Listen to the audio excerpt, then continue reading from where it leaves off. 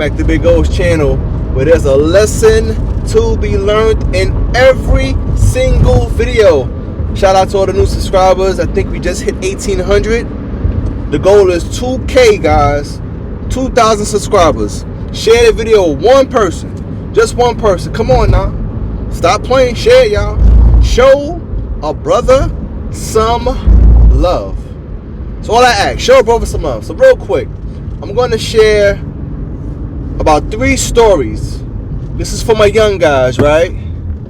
I don't want you guys out here sweating women. I don't want you out here worrying about ladies. And focus on your purpose.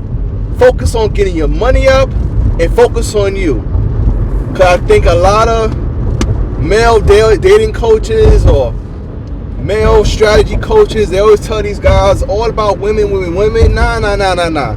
Focus on getting your money up. Focus on having savings, checking, your own place, a car, some investments, because whether you're dating or not, it gets expensive. Alright?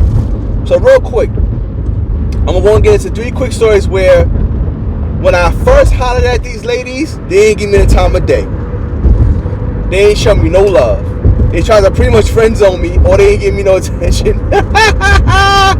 But I got my money up, my situation got a lot better, and all of a sudden, I'm looking good to them. Know what I'm saying? But before I get into these stories, shout out to my big bro Rob, right? A couple of weeks ago, my older guy brother Robert, he came into town because I'm in New York. It was me, him, his sister, and we at our house chilling, right? So we're talking about the past, our moms, because both our mothers passed away. They were best friends. And we were just talking about reminiscing, right? No BS, y'all. True story. Before I get into that story, let me just give you a little background. The first person I talked to about women growing up. You feel what I'm saying? Because he got me about 7 years, right? He got me about 8 years. I'm 43, he's 51. But he was the first guy who I saw talking to girls. You know what I'm saying? When I was like 9, 10, 12, he was what? 9, 10, he was what, 16, 17. I saw him talking to girls. Matter of fact, he's gonna probably watch this video, and we always laugh. When I was at church, we used to go to Great Adventures every year, and he'd be my chaperone, right? And all the girls in my church would be like, "Oh, Rob is so cute. Oh, they always want to be nice to me to get to this guy." So he's married now, but he was always a freaking ladies man. He had swag. He was the first guy in my life I saw growing up who has swag. Even at 51, this man, something about him, man, women gravitate towards him. But anyway, my god sister was saying how she was like, "Yo, Rob, remember that time Lily from SWV came to the house? You brought the Lily to the house." Now, if you know who Lily is from SWV, she's fair skinned. She's one of the members. She's probably in her early 50s now too. But when I was a kid, I had the meanest crush on this girl. I had the meanest crush. I was like, damn, she bad. And when I found out that my god brother brought her to the house, they dated for like 2-3 months. I said, damn, mofo, who haven't you talked to? Yo, Rob, love you, big bro. But anyway, this guy talked to one of my childhood crushes, you know, and when he had a kicker, he didn't remember, yo. He said, "Yo, sis, oh yeah, I forgot all about her." I said, "How you forget you dated somebody who's part of a legendary R&B group?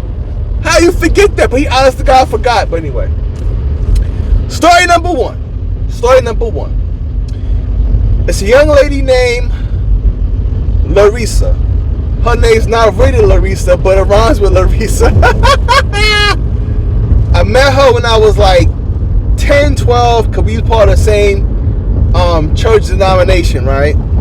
Long story short, we knew each other we started knowing each other from 12, and to this day we still have communication, only through social media, right? But when I was 12, 13, you know, you two nice, your mama's boy.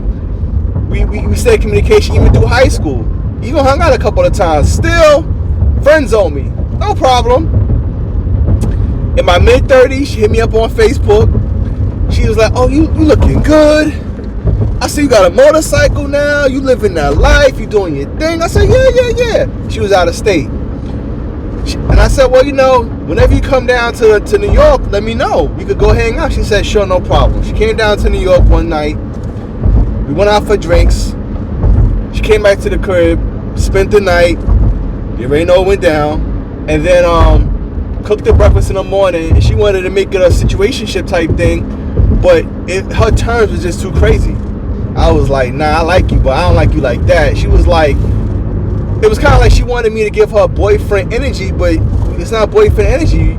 It's a situationship. I'm not going to sit here and lie to you. I'm not going to give you boyfriend energy. You're not looking for anything serious. At the time, I wasn't. So I say all that to say, young guys, handle your business. You'd be surprised, right? Story number 2. This young lady's name is Tisha. Her name's not really Tisha, but it rhymes with Tisha. True story. We went to junior high school together, but we stayed in communication through social media. One time again, I don't know what it was about my motorcycle, but I remember one time I posted a pic of my motorcycle. I was getting a lot of love on social media. I don't know what it was. But anyway, hits me up, again, out of state. I said, when you come down to New York, let me know. We'll link up. Cool. She came down to the state, came down to New York. We went out for drinks. Later on that night, she came back to my house, spent the night. You already know what went down. And that was it. We still mad cool, real cool girl. But what she wanted at the time, because she had children, she wanted me to move out of state and all this stuff. But I said, she had like 3 kids. I said, nah, I'm not trying to be a daddy to 3 kids. I can't do it. If you had 1 kid or no kids, maybe, but 3 kids, nah, I can't do that, man. But we had fun together, and she's mad cool, but I just couldn't do it. Couldn't do it. True story. Story number 3. Young lady named Veronica. Her name's not really Veronica, but it rhymes with Veronica. Me and my homeboys went to South Beach in my early 20s, right? It was right out of college, right? Right out of college. It must have been like 20, 21, whatever it was. 22. I was teaching, right? Met these young ladies in South Beach. Come to find out that all the girls were from New York. One of the young ladies, Dominican, she just liked black guys. Now, all my friends who went on the trip were Spanish. But I was the only black guy. But I was Spanish by association. I love those guys, right? To this day, we still in communication through group text and hang out. Long story short, on the trip, everybody thought we were messing with each other, but we weren't messing around because it was like we just enjoying each other's company because my group of friends hung, but their group of girlfriends, we went out to drinks, dancing. They were like our crew. Long story short, we came back to New York. We tried to recreate South Beach in New York. Wasn't going to work, right? So we kind of filed a communication, whatever. Hits me up on Facebook again. Talk. The first time we went out, I went out to go meet up with her. We went out for drinks. Second time, she came to the crib. I had food. I cooked. She spent the night. It went down, and we would have rocked longer. But what happened was, she drunk a lot, and I wasn't big on. I drank, but she drunk a lot. And a couple of times while I spoke to her on the phone, she was drunk. So I was like, nah, this ain't gonna work. So I say all that, young guys, to tell you this. If you're under the age of 25, even if you're not under the age of 25, sometimes when you talk to a woman and she don't give you the time of day, don't sweat it. Don't sweat it. Let time go by. You know what's going to happen? Sometimes they gain more weight. Sometimes they have a kid or 2. Sometimes they're not the hot girl how they used to be. And now they see you doing your thing and now they want to be a part of that. Let them. But it's no, hey, it might be temporary, short term. Don't even trip, don't even bug. You feel what I'm saying?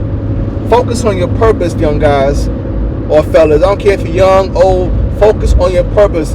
Ask anybody who's successful. If you're single right now, when you get your money up, when you're doing your thing, your selection gets a lot better. All right? So that's it, y'all. 3 quick stories of just be patient. Don't worry about it. They will come. Now, is everybody going to come back to you and try to holler at you? No.